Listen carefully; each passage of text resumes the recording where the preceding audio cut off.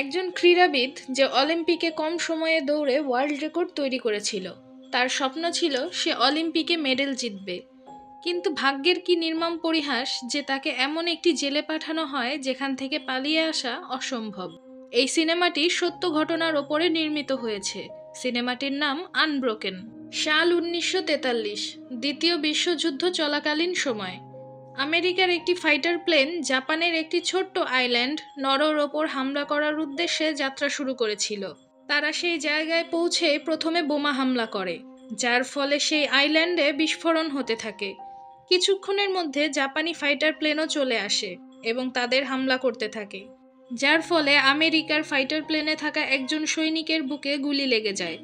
তাদের মধ্যকার একজন সৈনিক, যার নাম লুইস, সে লক্ষ্য করে হামলার কারণে তাদের বিমানের গুরুত্বপূর্ণ অংশগুলো নষ্ট হয়ে গেছে।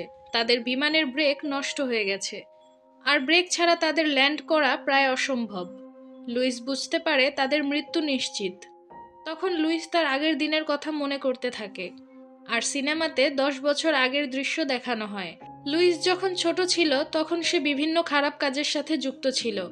সে এই বয়সেই নেশা করত, মাঝে মাঝে চুরি করত এবং তার বন্ধুদের সাথে মারামারি করত। এমনই একদিন বন্ধুদের সাথে মারামারি করার সময় একজন পুলিশ অফিসার তাকে ধরে তার মায়ের কাছে নিয়ে যায় আর তার সব খারাপ কাজের কথা জানায়। লুইসের বাবা মা তাকে খুব মারধর করে এবং 2 দিন ঘরে আটকে রাখে। লুইস প্রচুর জেদি স্বভাবের ছিল। এত কিছুর পরও সে তার খারাপ কাজ বন্ধ করে না। একদিন সে একটি রানিং প্র্যাকটিস সেন্টার থেকে খাবার চুরি করে।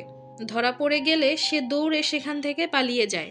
এই রানিং প্র্যাকটিস সেন্টারেই লুইসের বড় ভাইও ছিল। সে লুইসের দৌড় দেখে অবাক হয়ে যায়, কারণ প্র্যাকটিস করেও তারা এভাবে দৌড়াতে পারে না। লুইসের বড় ভাই পিট লুইসকে দৌড় প্র্যাকটিস করার জন্য পরামর্শ দেয়। লুইস বলে সে দৌড়ের জন্য তৈরি হয়নি, তার এটা ভালো লাগে না। পিট লুইসকে বোঝায়, বলে সে যদি সবকিছু সহ্য করতে পারে ও পরিশ্রম করতে পারে, সে চাইলে যে কোনো কিছুই করতে পারবে। পিটের এই কথা লুইসের মনে গেঁথে যায়। এরপর লুইস নিয়মিত দৌড় প্র্যাকটিস করতে থাকে। সেন্টারে একদিন একটি দৌড় প্রতিযোগিতার আয়োজন করা হয়। লুইস সেই প্রতিযোগিতায় অংশগ্রহণ করে। প্রথমবার কয়েকটি রাউন্ডে লুইস অনেক পিছনে পড়ে যায়। সবাই মনে করে লুইস হেরে যাবে, কিন্তু পিট লুইসকে উৎসাহ দিতে থাকে, আর লুইস এই প্রতিযোগিতায় প্রথম হয়। এরপর থেকে পিট নিয়মিত লুইসকে দৌড় প্র্যাকটিস করাতো। তার ধারণা লুইস শুধু এইরকম প্রতিযোগিতা নয়, অলিম্পিকেও মেডেল জিতবে। সময়ের সাথে সাথে লুইস বড় হয়ে যায়।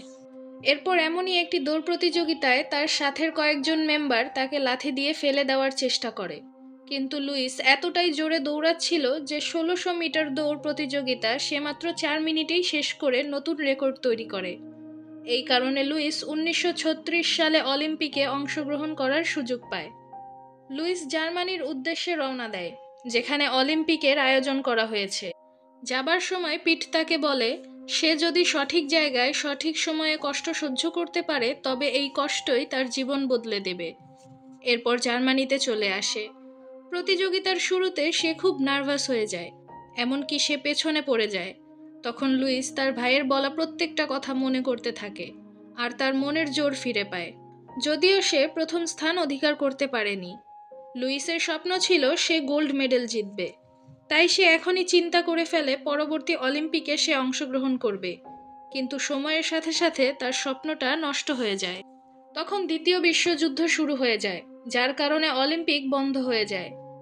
আমেরিকার সরকার এই যুদ্ধের কারণে লুইসকে আর্মি এয়ারফোর্সে লেফটেন্যান্ট হিসেবে নিযুক্ত করে। এরপরই সে এবং তার সহযোগীরা মিলে যুদ্ধ বিমানে করে জাপানে হামলা করতে যায়। এরপর সিনেমাতে বর্তমানের দৃশ্য দেখানো হয়।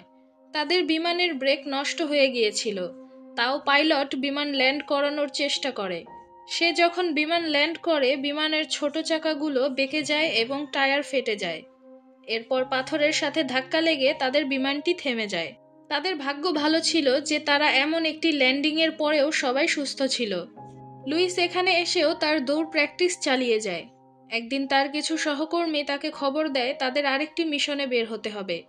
এবার তাদের যুদ্ধ করতে হবে না। তাদের কিছু সৈনিক সমুদ্রে আটকে পড়েছে, তাদেরকে সাহায্য করতে হবে। আগের বারের মতো তারা একটি যুদ্ধ বিমান নিয়ে রওনা দেয়, কিন্তু এই বিমানটা আগে থেকেই খারাপ ছিল, যা তারা জানতো না। যার ফলে মাঝ সমুদ্রেই তাদের বিমানটি আছড়ে পড়ে। এই অ্যাক্সিডেন্টে তাদের মধ্যে মাত্র 3 জন বেঁচে ছিল, যার মধ্যে লুইসও ছিল। তারা বিমানে থাকা এয়ারবোটের সাহায্যে সমুদ্রে ভেসে থাকে। তাদের কাছে খাবার বলতে কয়েক টুকরো চকলেট আর অল্প পরিমাণে খাবার পানি ছিল। তারা প্ল্যান করে এই চকলেট ও পানি তারা অল্প অল্প করে খাবে। তাদের মধ্যে একজন স্ট্যানলি ও আরেকজন ম্যাক। স্ট্যানলি মাথায় আঘাত পেয়েছিল, যার কারণে নড়াচড়া করতে পারছিল না। এসব দেখে ম্যাক খুব চিন্তায় পড়ে যায়। ম্যাক বলে, আমরা এখান থেকে বেঁচে ফিরতে পারবো না।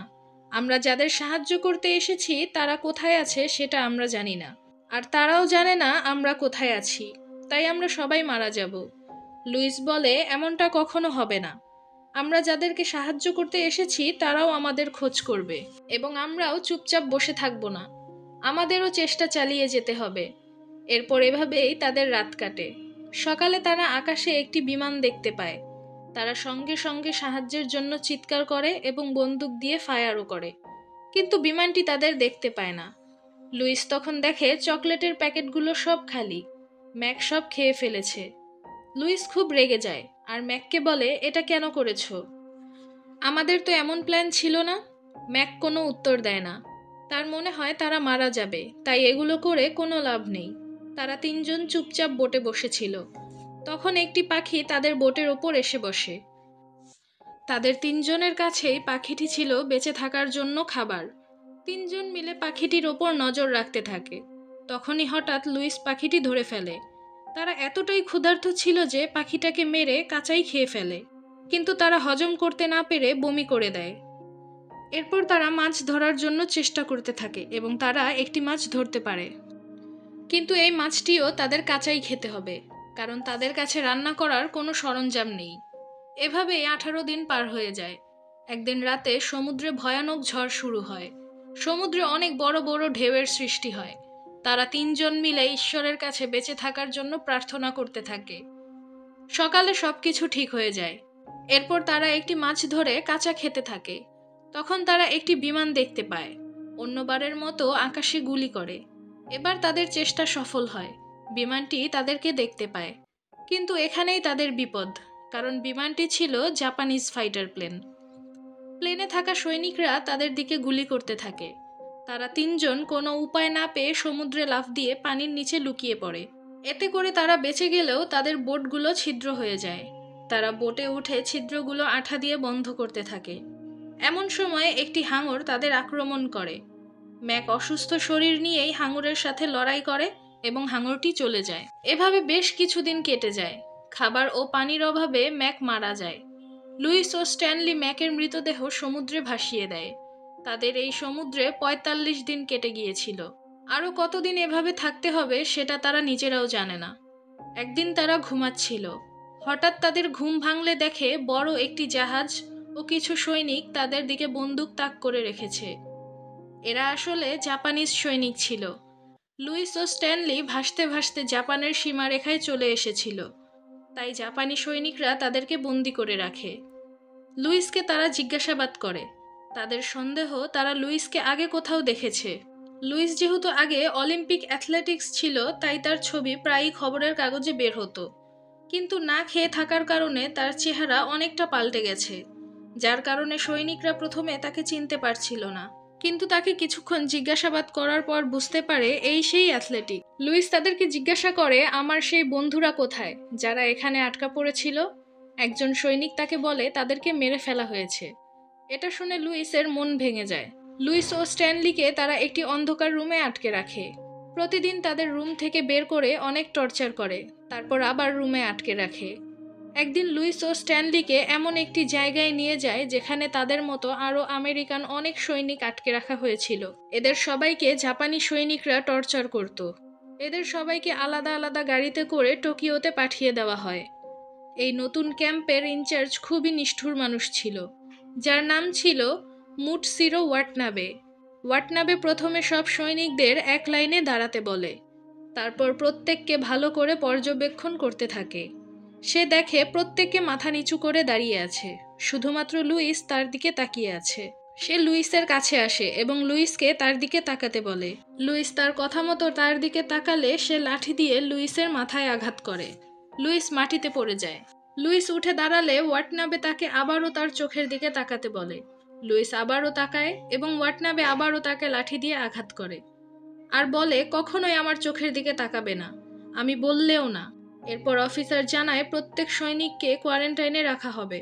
যদি তাদের মধ্যে কোনো রোগ থেকে থাকে তা সবার মাঝে ছড়িয়ে যেতে পারে। এরপর তাদেরকে একটি কাঠের তৈরি বড় ঘরে থাকতে দেওয়া হয়, যেখানে কিছু আমেরিকার সৈনিক আগে থেকেই বন্দী ছিল, যাদের কারোরই ওয়াটনাবেকে খুব একটা পছন্দ ছিল না। সকল সৈনিক মিলে তাকে একটি ডাকনাম দিয়েছিল, সেটা হলো দ্য বার্ড। সকালে ওয়াটনাবে সমস্ত সৈনিককে লাইনে দাঁড়া করায় আর জিজ্ঞাসা করে এই কয়েদিদের মধ্যে কে সেই ব্যক্তি যে অলিম্পিকে রেকর্ড করেছিল। লুইস কিছু বলতে চায় না, কিন্তু ওয়াটনাবে বারবার জোরে জোরে চিৎকার করাতে লুইস হাত উঠায়। ওয়াটনাবে যেহেতু জাপানিজ ছিল, তাই আমেরিকান এই খেলোয়াড়কে দেখে তার খুব রাগ হয়। লুইসকে শাস্তি দেওয়ার জন্য তাকে দৌড়াতে বলে, কিন্তু কয়েক রাউন্ড দৌড়ানোর পর সে মাটিতে পড়ে যায় আর ওয়াটনাবে সেই সুযোগে তাকে অনেক টর্চার করে। রাতে আমেরিকান সৈন্যরা গোপন সূত্রে খবর পায় জাপানিজরা যুদ্ধে ধীরে ধীরে হেরে যাচ্ছে। তারা মনে মনে খুশি হয়, কিন্তু তাদের এই আনন্দ গায়েব হয়ে যায় যখন জাপানি সৈনিকদের কাছে শুনতে পারে তারা হেরে গেলেও এই আটকে রাখা সৈনিকদের মেরে ফেলবে। সকাল হলেই তাদের দিয়ে কাজ করানো শুরু হয়। একদিন এমন কাজ করতে করতে আমেরিকান একজন সৈনিক এখান থেকে পালানোর প্ল্যান করে, কিন্তু তার ভাগ্য এতটাই খারাপ যে এই খবর কমান্ডারের কাছে পৌঁছে যায় আর কমান্ডার তাকে অনেক মারধর করে। লুইস এইসব নিজের চোখের সামনে দেখে মেনে নিতে পারে না। সে চিন্তা করে সে ওয়াটনাবেকে মেরে ফেলবে, কিন্তু তার সহযোগীরা তাকে বোঝায় যে এমনটা করলে লুইসেরই সমস্যা বেড়ে যাবে। তাদেরকে যুদ্ধ শেষ হওয়া পর্যন্ত অপেক্ষা করতে হবে, তাতে তাদের যতই সমস্যা হোক না কেন। এটা শুনে লুইস তার ভাইয়ের কথা মনে করতে থাকে। তার ভাই বলেছিল যে সঠিক সময়ে কষ্ট সহ্য করতে পারে সেই কষ্টই তার জীবন বদলে দেয়। কিছুদিন পর কয়েকজন জাপানি অফিসার তাকে জানায় আমেরিকায় তার ব্যাপারে একটি খবর বেরিয়েছে।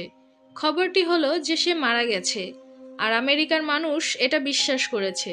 অফিসার আরও বলে, তুমি চাইলে আমাদের এখানকার রেডিওর সাহায্যে তোমার দেশে খবর পাঠাতে পারো যে তুমি বেঁচে আছো আর আমাদের আন্ডারে আছো, কিন্তু শর্ত হলো তুমি রেডিওতে সেগুলোই বলবে যেগুলো আমরা তোমাকে বলতে বলবো।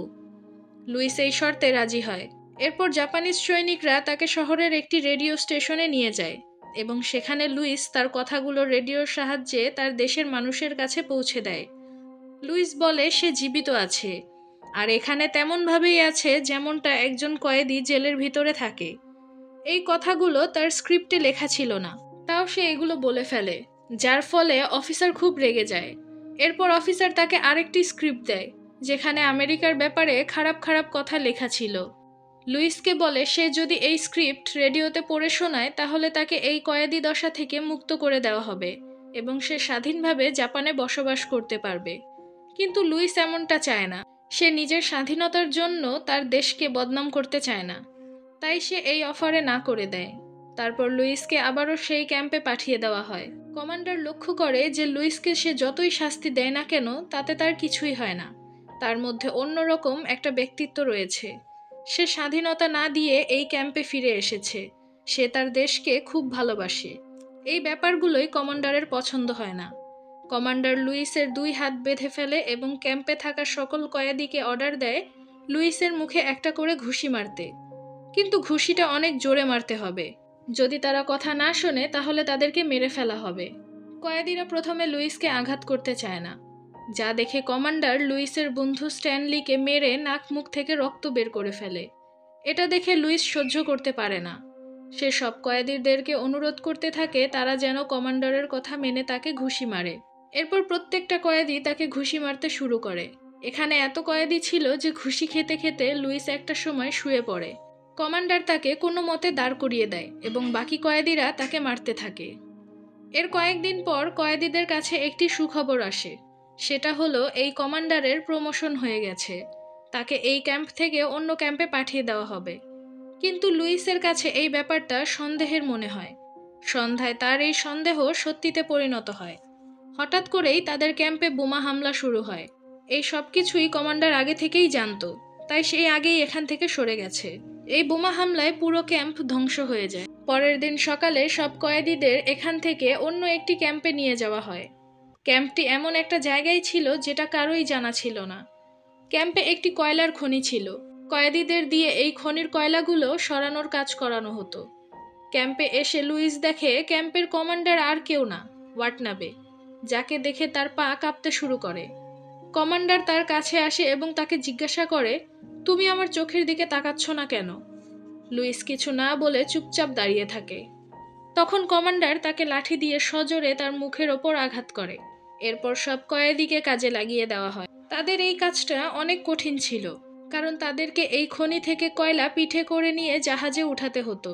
তাদেরকে সারাদিন কাজ করানো হতো এবং খাবারও দেওয়া হতো না। আর না খেয়ে থাকার কারণেই বেশিরভাগ কয়েদির মৃত্যু হতো। একদিন কয়লা টানতে টানতে লুইস খুবই ক্লান্ত হয়ে যায় আর একটি জায়গায় দাঁড়িয়ে বিশ্রাম নিতে থাকে। এটা দেখে কমান্ডার তাকে টানতে টানতে একটি ফাঁকা জায়গায় নিয়ে আসে আর সেখানে থাকা বড় ও ভারী কাঠের টুকরো তাকে উঠাতে বলে। কাঠের টুকরোটা ভারী হওয়ায় লুইস প্রথমে সেটা ওঠাতে গিয়ে বসে পড়ে, কিন্তু কমান্ডারের অর্ডার, তাই সে অনেক কষ্ট করে কাঠটা উঠায়। এরপরেও কমান্ডার খুশি হয় না। সে লুইসকে কাঠের টুকরোটা 2 হাতে উঁচু করে রাখতে বলে। লুইস তাই করে। এরপর কমান্ডার তার সহযোগীকে অর্ডার দেয় লুইস যদি এই কাঠের টুকরোটি ফেলে দেয় তাকে যেন গুলি করে মেরে ফেলে। যেহেতু লুইস দীর্ঘদিন না খাওয়া ও অসুস্থ, তাই কাঠের টুকরোটি নিয়ে সে দাঁড়িয়ে থাকতে পারছিল না। তার পা কাঁপতে শুরু করে এবং তার চোখ ক্রমশ বন্ধ হয়ে আসতে থাকে। দূরে যেই কয়েদিরা কাজ করছিল তারা সবাই কাজ বন্ধ করে লুইসের দিকে তাকিয়েছিল। সবাই মনে মনে চাইছিল লুইস যেন এই কাঠটা মাটিতে না ফেলে। কাঠের এই টুকরোটি মাটিতে ফেললেই তার মৃত্যু হবে। এইদিকে লুইস কাঠের টুকরোটি ধরে রাখতে পারছিল না, মাটিতে ফেলে দিবে এমন সময় সে কমান্ডারের দিকে তাকিয়ে জোরে চিৎকার করে ওঠে এবং সেই কাঠের টুকরোটি মাথার উপরে উঠিয়ে ফেলে। তার এই করুণ অবস্থায়ও তার চোখে কমান্ডারের জন্য রাগ দেখা যায়। লুইস কমান্ডারের দিকে তাকিয়ে থাকে। কমান্ডার বলে, তুমি আমার দিকে তাকাবে না। লুইস তারপরও তার দিকে তাকিয়ে থাকে। কমান্ডার তাকে আবারও ওয়ার্নিং দিলে সে কমান্ডারের কথা শুনে না, এক দৃষ্টিতে তার দিকে তাকিয়ে থাকে। এরপর কমান্ডার লাঠি নিয়ে তার দিকে এগিয়ে আসে এবং ইচ্ছে মতো পেটাতে থাকে। লুইস তখনও কমান্ডারের দিকেই তাকিয়েছিল। কমান্ডার তাকে মারতে মারতে একসময় হাঁপিয়ে যায় এবং তার চোখ দিয়ে জল পড়তে থাকে। লুইস তখন তার বড় ভাইয়ের কথাগুলো মনে করতে থাকে। কমান্ডার হার মেনে নেয় এবং বুঝতে পারে যে লুইসকে যতই আঘাত করুক না কেন, সে যা চায় সেটা তাকে দিয়ে করাতে পারবে না, তাই সে চলে যায়। এরপর একদিন একজন জাপানিজ অফিসার জানায় যে যুদ্ধ শেষ হয়ে গেছে।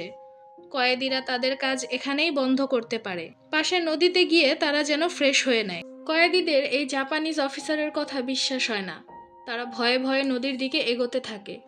তখনই আকাশে একটি বিমান উড়ে যায় এবং ভালো করে লক্ষ্য করলে দেখে এটি ছিল আমেরিকান বিমান, যার মানে সত্যি যুদ্ধ শেষ হয়ে গেছে এবং জাপান এই যুদ্ধে হেরে গেছে। তারা সবাই খুশিতে মেতে ওঠে। এরপর বিমানের সাহায্যে বন্দী আমেরিকান সৈনিকদের জন্য খাবার দেওয়া হয়। সবাই মিলে খাবারগুলো ভাগ করে খায়। এরপর লুইস সেই রুমে আসে যেখানে কমান্ডার ওয়াটনাবে থাকত। সে আসলে দেখতে চায় যে মানুষটি তার ওপর এত অত্যাচার করেছে সে আসলে কে, তার পরিচয় কি। সেখানে গিয়ে লুইস কমান্ডারের একটি ছবি পায়, যেটা কমান্ডারের ছোটবেলার ছবি ছিল তার বাবার সাথে। কমান্ডার সেদিনের পরই এখান থেকে অনেক দূরে চলে গিয়েছিল, যার খবর কেউই জানে না। এরপর প্রত্যেকটা আমেরিকান সৈনিককে সুন্দর পোশাক পরিয়ে দেশে ফিরিয়ে আনা হয়। সবাই সসম্মানে তাদেরকে স্বাগত জানায়। এরপর 1946 সালে লুইস তার পছন্দের মানুষ সিনথিয়া অ্যাপলহোয়াইটকে বিয়ে করে। তারপর তাদের একটি ছেলে ও একটি মেয়ে সন্তান হয়, যাদের নাম ছিল চেসি ও লিউক। অন্যদিকে ওয়াটনাবে বেশ কয়েক বছর নিজেকে লুকিয়ে রাখে। সে ততদিন লুকিয়ে থাকে যতদিন না জাপান ও আমেরিকার মধ্যে বন্ধুত্ব হচ্ছে। আর মুভিটি এখানেই শেষ হয়ে যায়। ভিডিওটি ভালো লাগলে লাইক, কমেন্ট ও শেয়ার করবেন। আর আমাদের চ্যানেলে নতুন হলে অবশ্যই সাবস্ক্রাইব করে পাশে থাকবেন। ধন্যবাদ।